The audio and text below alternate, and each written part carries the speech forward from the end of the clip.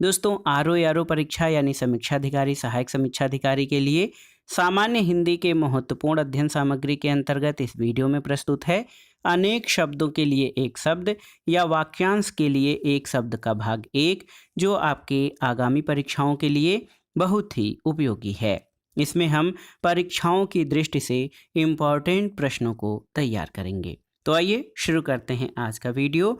R O परीक्षा के लिए सामान्य हिंदी के अंतर्गत अनेक शब्दों के लिए एक शब्द का भाग एक। पहला प्रश्न है दोस्तों, बिना हल जोते उगने वाली फसल क्या कही जाती है एक शब्द में। तो याद रखिएगा, बिना हल जोते उगने वाली फसल को अकृष्टपच्या कहा जाता है। वह भूमि जो पहले न जोती गई हो, इसके लिए एक शब्द क्या होगा, तो ये है अकृष्टपूर्वा। याद रखिएगा, वह भूमि जो पहले न जोती गई हो उसे अकृष्टपूर्वा कहते हैं। जो कहा न जा सके, इसके लिए एक शब्द तो अकथ्य का प्रयोग होगा। जो घबराने वाला न हो उसे अकातर कहा जाता है। अकातर यानी जो घबराने वाला न हो। अगला प्रश्न है, जो जोता बोया न गया हो उसके लिए एक शब्द क्या प्रयुक्त होगा, तो उत्तर है अकृष्ट या अकृषित। याद रखिएगा, जो जोता बोया न गया हो उसके लिए एक शब्द अकृष्ट है। अगला है कि वह सेना जिसमें बहुत से हाथी घोड़े रथ और पैदल सिपाही हों उसके लिए एक शब्द, तो ये है अक्षौहिणी सेना। देखिए, अक्षौहिणी यानी वह सेना जिसमें बहुत से हाथी घोड़े रथ और पैदल सिपाही हों उसको अक्षौहिणी कहा जाता है। जो तर्क से सिद्ध न हो उसके लिए एक शब्द अतर्क्य है। और अत्यंत सूक्ष्म या छोटा होने की शक्ति प्राप्त होना, इसे अणिमा कहा जाता है एक शब्द में। अगला है दोस्तों, जैनों का सूर्यास्त से पहले होने वाला भोजन उसे एक शब्द में अथऊ कहा जाता है। याद रखिएगा, अथऊ जैनों का सूर्यास्त से पहले होने वाले भोजन को कहा जाता है। अगला है पश्चिम दिशा जहाँ सूर्य अस्त होता है, इसके लिए एक शब्द क्या प्रयुक्त होगा, तो अथमना।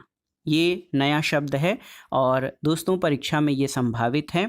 पश्चिम दिशा जहाँ सूर्य अस्त होता है उसके लिए एक शब्द अथमना है। वह जिसने किसी से ऋण लिया हो उसको अधमण कहा जाता है। और वह वस्तु जिस पर अधिकार जताया जाए अर्ध्यर्थ कहा जाता है। याद रखिएगा, वह वस्तु जिस पर अधिकार जताया जाए उसके लिए एक शब्द अध्यर्थ हो जाएगा।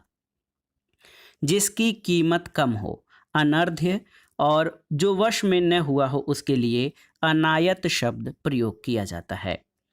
अगला है ऐसी प्रशंसा जिससे निंदा का भाव निकले तो उसे अपस्तुति कहा जाता है।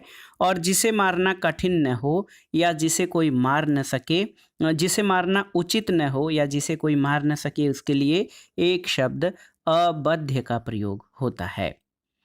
अगला है दोस्तों, वह बात या भाव जिसे प्रकट करने की इच्छा हो तो वो उसे एक शब्द में अभिप्रेत कहा जाता है। निष्फल न होने वाला इसे अमोघ, और किसी के गुण को भी अवगुण समझना असूया कहलाता है। सबसे आगे रहने वाले के लिए एक शब्द अग्रणी हो जाएगा।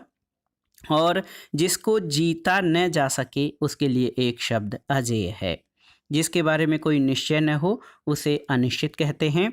और जो अपने स्थान या स्थिति से अलग न किया जा सके, जो कभी च्युत न हुआ हो उसके लिए एक शब्द अच्युत है। देखिए, जो अपनी बात से टले नहीं उसके लिए एक शब्द अटल का प्रयोग होता है। जिसका निवारण न किया जा सके या जिसे करना आवश्यक हो उसके लिए एक शब्द अनिवार्य है। जो अनुग्रह या कृपा से युक्त हो उसके लिए एक शब्द अनुग्रहित होता है। पीछे पीछे चलने वाला, दोस्तों पीछे पीछे चलने वाला के लिए एक शब्द अनुगामी हो जाएगा। जो सबके मन की बात जानता हो तो उसे अंतर्यामी कहा जाता है एक शब्द में। जो कुछ नहीं जानता हो उसके लिए अज्ञ या अज्ञानी शब्द का प्रयोग होता है। और जो धन को व्यर्थ खर्च करता हो इसके लिए एक शब्द अपव्ययी हो जाएगा। जो किसी पर अभियोग लगाए तो अभियोगी। और जो कम जानता हो उसके लिए एक शब्द आप जानते हैं अल्पज्ञ। जो थोड़ा या कम जानता हो अल्पज्ञ कहा जाता है। अगला है दोस्तों, जो विधि या कानून के विरुद्ध हो उसे अवैध या गैर कानूनी कहा जाता है एक शब्द में। जो भला बुरा न समझता हो या सोच समझकर काम न करता हो उसके लिए एक शब्द अविवेकी हो जाएगा। जो शोक करने योग्य नहीं हो तो अशोच्य, याद रखिएगा, जो शोक करने योग्य नहीं हो उसके लिए एक शब्द अशोच्य है। जिसकी चिंता नहीं हो सकती या जिसका चिंतन न किया जा सके उसके लिए एक शब्द अचिंतनीय या अचिंत्य होता है। जिसका उत्तर नहीं दिया गया हो इसके लिए एक शब्द हो जाएगा अनुत्तरित।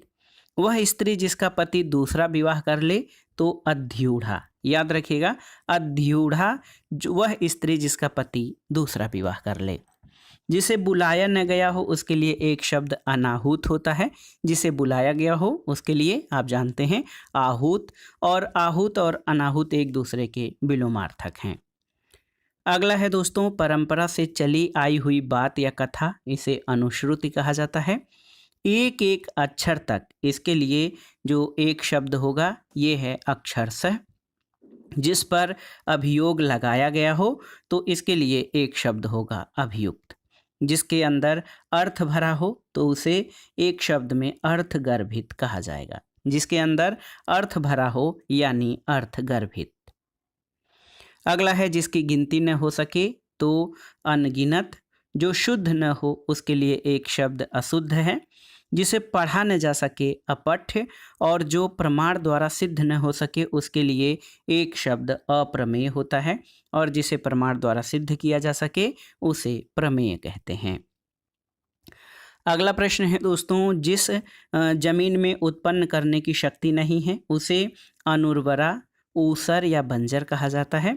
गुरु के निकट रहने वाले विद्यार्थी को एक शब्द में अंतेवासी कहा जाता है। जो कम खाता हो उसे अल्पाहारी।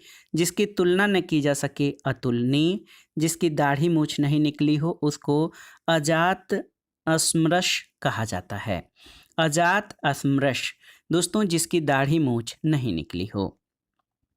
देखिए मृतक की अंतिम क्रिया इसको अजात अश्मरसु कहा जाता है, और जो परीक्षा में उत्तीर्ण न हो उसे एक शब्द में अनुत्तीर्ण। अगला वाक्यांश है जिसकी संख्या सीमित न हो उसके लिए एक शब्द असंख्य हो जाएगा। जो नष्ट न हो सके इसके लिए एक शब्द अनस्वर होता है। जिसके पास घर न हो तो ये देखिए अनिकेत हो जाएगा। जिस पेड़ के पत्ते झड़ गए हों उसके लिए अपाण या अपत शब्द प्रयोग होगा। अल्प वेतन पाने वाला अल्प वेतन भोगी। जहाँ जाया न जा सके उसके लिए एक शब्द अगम्य है, और अग्र यानी आगे की बात सोचने वाला अग्र सोची कहलाता है। अध्ययन प्राप्त कराने वाला अध्यापक, और जिसका दूसरा उपाय नहीं है अनन्योपाय हो जाएगा।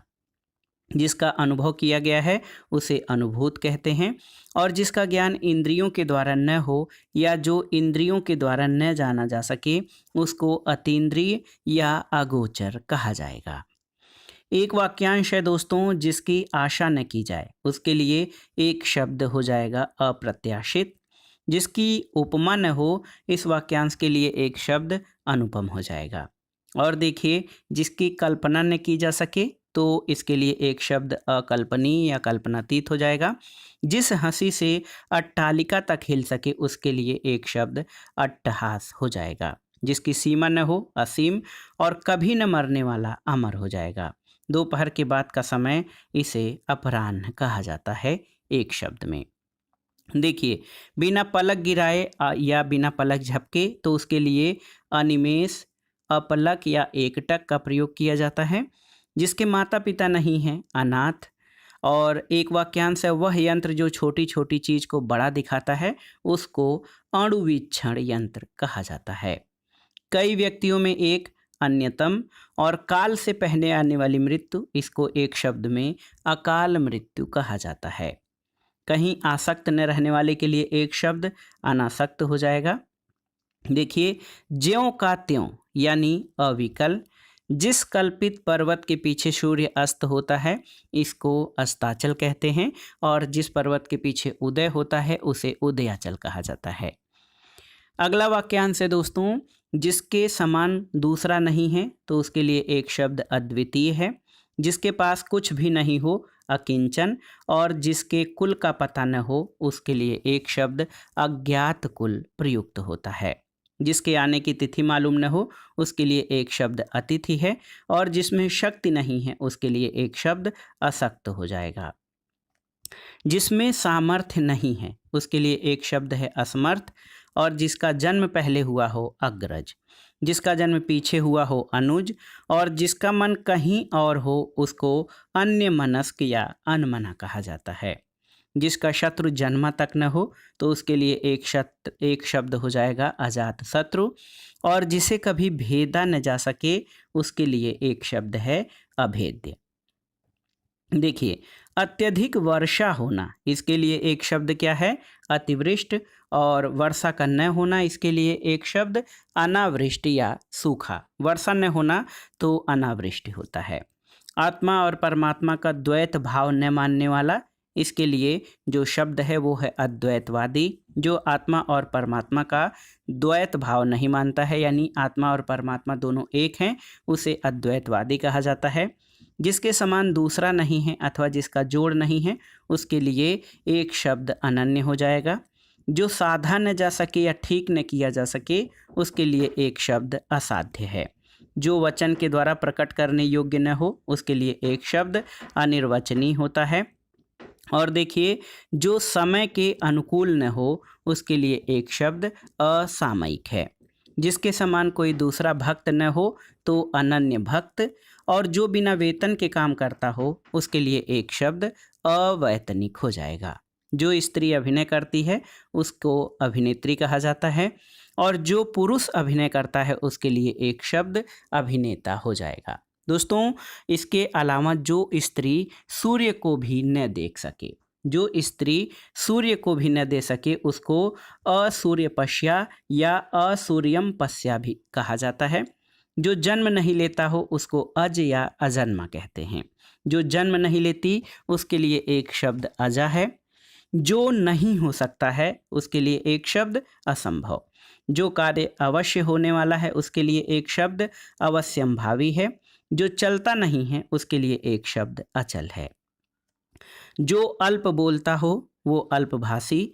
जो मापा न जा सके उसके लिए एक शब्द होता है अपरिमेय या अपरिमित। जो अंडा से जन्म लेता है उसके लिए एक शब्द अंडज है, और जो खाने योग्य नहीं हो उसके लिए एक शब्द है अखाद्य।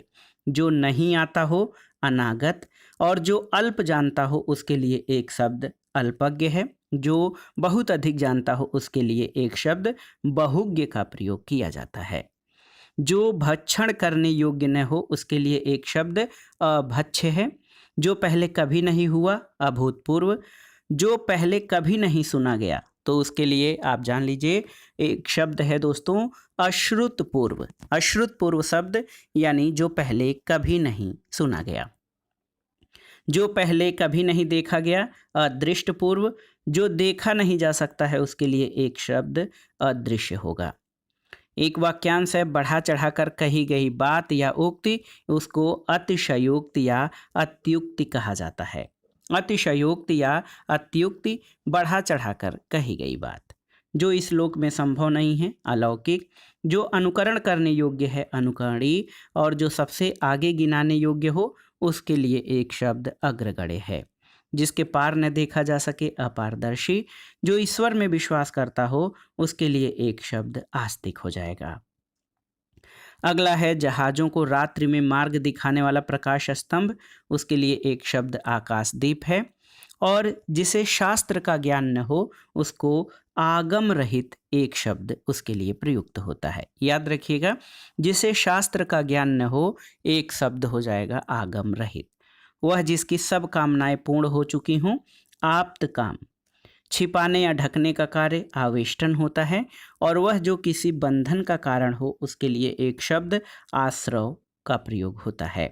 जो आया हो उसके लिए एक शब्द है आगत। जो अपनी हत्या करता हो या जो अपनी हत्या स्वयं करता है उसे आत्महंता या आत्मघाती कहते हैं। जो अपना है उसके लिए एक शब्द है आत्मीय। अग्नि से उत्पन्न, अग्निसा या अग्नि से संबद्ध, उसके लिए एक शब्द आग्नेय का प्रयोग होता है। अपने ऊपर निर्भर रहने वाला, इसके लिए एक शब्द आत्मनिर्भर है। जीवन भर, आजीवन और तत्काल कविता रचने वाला आशु कवि होता है। जिसकी बाहें जान या घुटने तक पहुंचती हूँ, उसके लिए एक शब्द है आजानुबाहु। और आलोचना करने वाला यानी आलोचक है। वह स्त्री जिसका पति परदेश से आ गया हो, उसके लिए एक शब्द आगत पति का है। और सेतुबंध से हिमालय पर्वत तक, इसके लिए एक शब्द आसेतु हिमालय होता है। बालक से वृद्ध तक सभी यानी आबाल वृद्ध। बालक से वृद्ध तक आबाल वृद्ध।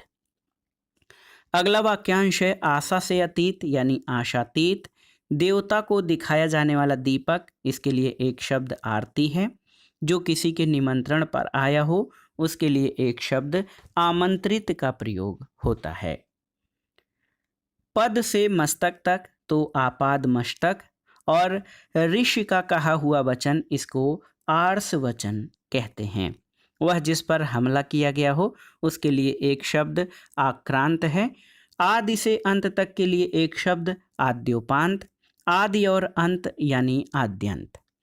अगला जो वाक्यांश है, जो मृत्यु के समीप हो, इसको आसन्न मृत्यु या मरणासन्न कहा जाता है। और दोस्तों, धरती और आकाश के बीच का स्थान, इसको अंतरिक्ष कहते हैं। महल के अंदर का निवास अंतःपुर है। और जिसका जन्म निम्न जाति में हुआ हो, उसको अंत्यज कहा जाता है। जो अंग से उत्पन्न हो, उसे अंगज कहते हैं। और हाथ जोड़कर प्रणाम की मुद्रा अंजलिबद्ध, इसके लिए एक शब्द है। एक कथा या निबंध के बीच आने वाली कहानी अंतः कथा है। दो घटनाओं या कालों के बीच अंतःकालीन। और अपने आप मन में होने वाली प्रेरणा को अंतः प्रेरणा एक शब्द में कहा जाता है। अंत या नाश करने वाला अंतक हो जाएगा। और पृथ्वी का वह भाग जो दूर तक समुद्र में चला गया हो, उसे अंतरीप कहते हैं। अगला वाक्यांश है जो किसी संपत्ति आदि में अंश का हकदार हो, उसके लिए एक शब्द अंशभाजन। ताजिया रखने की जगह को इमामबाड़ा कहते हैं। और कोई काम करने के लिए मन में होने वाला विचार या उद्देश्य, इसको एक शब्द में इप्सा कहते हैं। पूरब और उत्तर के बीच की दिशा ईशान है। और किसी के खाने से बचा हुआ जूठा, इसे एक शब्द में उच्छिष्ट कहा जाता है। ऋण देने वाला व्यक्ति, तो इसे उत्तमण कहते हैं। और पर्वत के पास की भूमि या पर्वत के नीचे तलहटी की भूमि, इसे एक शब्द में उपत्यका कहा जाता है। वह सामग्री जिससे कोई पदार्थ बने, इसके लिए एक शब्द उपादान है। जिसने ऋण चुका दिया हो, उसके लिए एक शब्द उऋण है। जो धरती फोड़कर जन्मता है, उसके लिए एक शब्द उद्भिज। और जिसमें खूब उपज होती हो या ऐसी धरती जो उपजाऊ है, उसे उर्वर या उपजाऊ कहा जाता है। जिस कल्पित पर्वत से सूर्य का उदय होता है, उसे उदयाचल। और जहाँ अस्त होता है, उसे अस्ताचल कहा जाता है। दूसरों का उपकार करने वाला उपकारी है। और जिसकी उपासना की जाती हो, उसके लिए एक शब्द है उपास्य। जो उपासना करता है, उसे उपासक कहते हैं।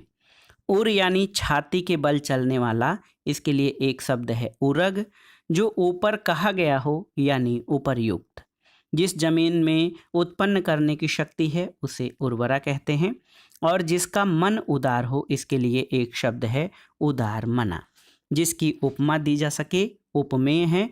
और जिससे उपमा दी जाए, उसके लिए एक शब्द होता है उपमान। जो उद्धार करता है यानी उद्धारक।